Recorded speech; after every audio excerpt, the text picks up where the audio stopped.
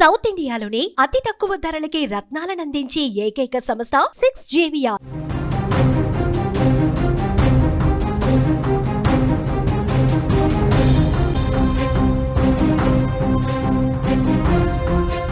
కేంద్రం జీఎస్టీ తగ్గించడంతో దేశ ఆర్థిక వ్యవస్థకు ఒక బూస్టర్ డోస్ ఇచ్చినట్టుంది. మధ్యతరగతి వారికి కేంద్రం భారీ ఊరట కల్పించింది. బైకులు కావచ్చు, వాషింగ్ మిషన్లు, టీవీలు చాలా చౌకగా రాబోతున్నాయి.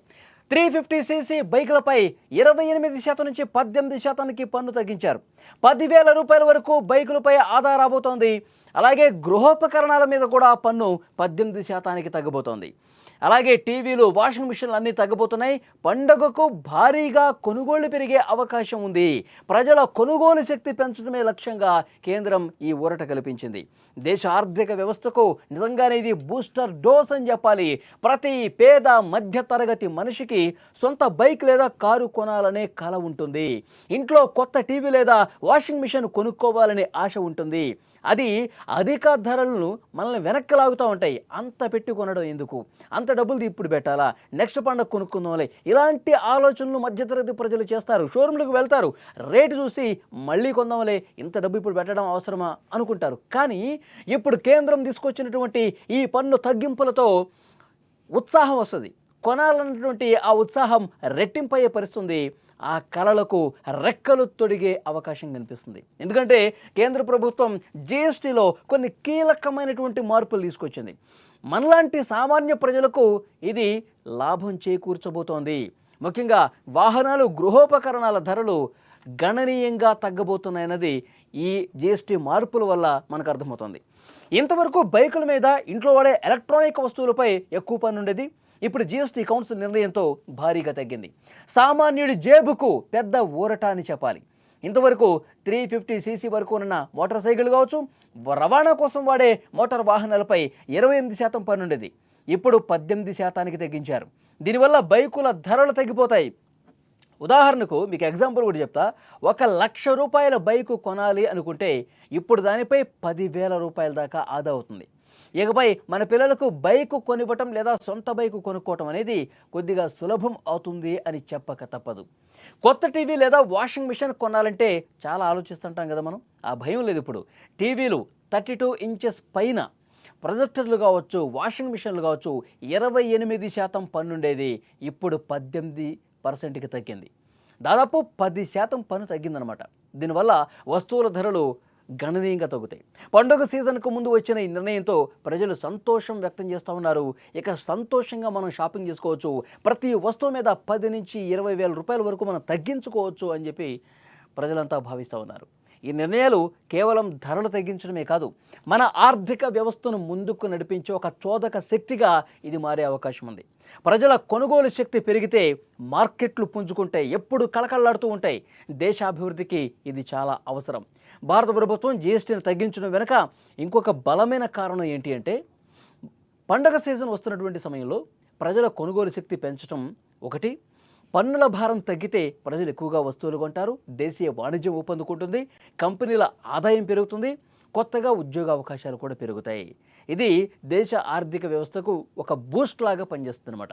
జీఎస్టీ కౌన్సిల్ తీసుకున్న ఈ నిర్ణయం వల్ల ప్రభుత్వానికి కొంత ఆదాయం తగ్గినా దానికంటే ఎక్కువ లాభాలు దేశ ఆర్థిక వ్యవస్థకు చేకూరుతాయి.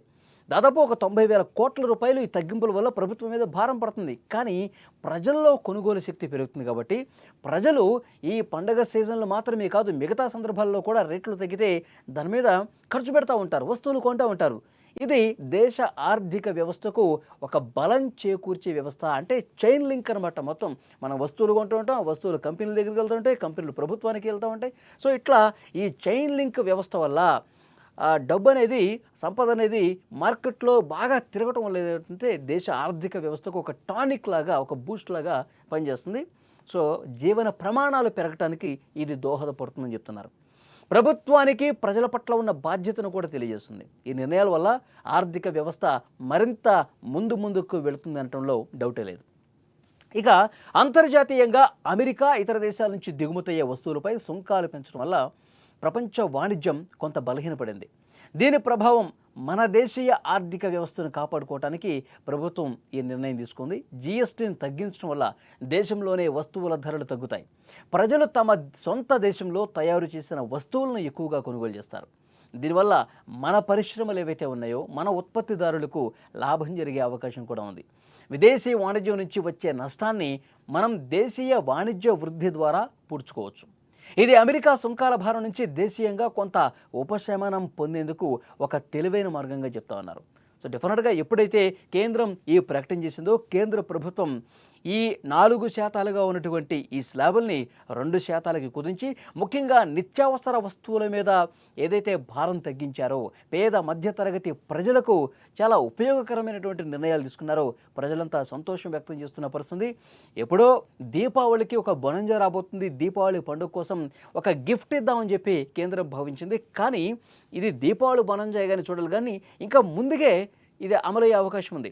ఈ నెల 22 నుంచి ఈ కొత్త పన్ను విధానం అమలు కాబోతుందని కూడా ఒక స్పష్టమైనటువంటి ప్రకటన వచ్చింది.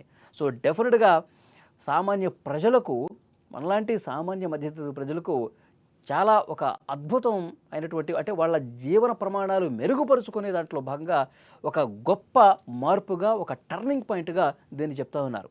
సో చాలా అంటే చాలా రెట్లు తగ్గితే ముఖ్యంగా విద్యకు సంబంధించి కూడా, ఆరోగ్యానికి సంబంధించి కూడా చాలా వరకు తగ్గింపులు జరిగినాయి. కొన్ని చోట్లయితే జీరో చేసేసారు. ఇప్పుడు ఇన్సూరెన్స్లు అనుకోండి, జీవిత బీమా కావచ్చు, తర్వాత హెల్త్ బీమా కావచ్చు, ఈ ఇన్సూరెన్స్లు కూడా పూర్తిగా జీఎస్టీ అనేది జీరో అయిపోయింది. ఇంకా విద్యకు సంబంధించి సో స్కూల్స్కి కాలేజ్కి వెళ్ళేటువంటి స్టూడెంట్స్కి వాళ్ళ పెన్సిళ్ళు కావచ్చు, ఎరేజర్లు కావచ్చు, గ్లోబ్స్ కావచ్చు, చార్ట్లు కావచ్చు, ఇలాంటి వస్తువులన్నింటి మీద కూడా భారం బాగా తగ్గించేశారు.